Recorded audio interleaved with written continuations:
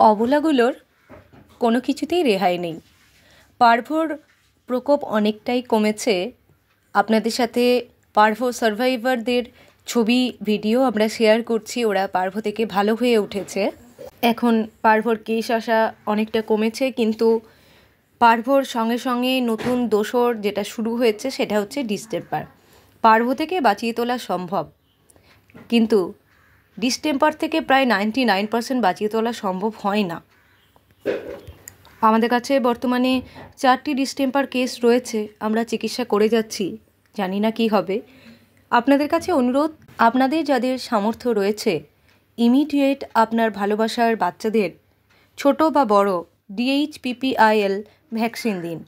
Distemper কিন্তু ছোট বড় যে কোনো কুকুরের হতে পারে, আর একবার যদি হয় সেখান থেকে বাঁচানো খুব কষ্টদায়ক। ডিস্টেম্পারের প্রাথমিক কিছু লক্ষণ যদি আমরা বলি, তাহলে টেম্পারেচার কমে যাবে এবং প্যারালাইজড হয়ে যাবে। খাওয়া দাওয়া হয়তো করবে কিছু কিছু কেসে।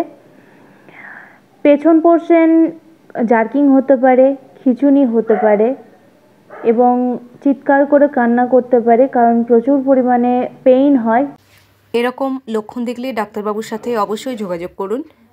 সুস্থ থাকুন, ওদেরকেও সুস্থ রাখুন এবং আমাদের এই চিকিৎসা চালিয়ে যেতে আপনারা আপনাদের সাধ্যমতো আমাদের সাহায্য করুন।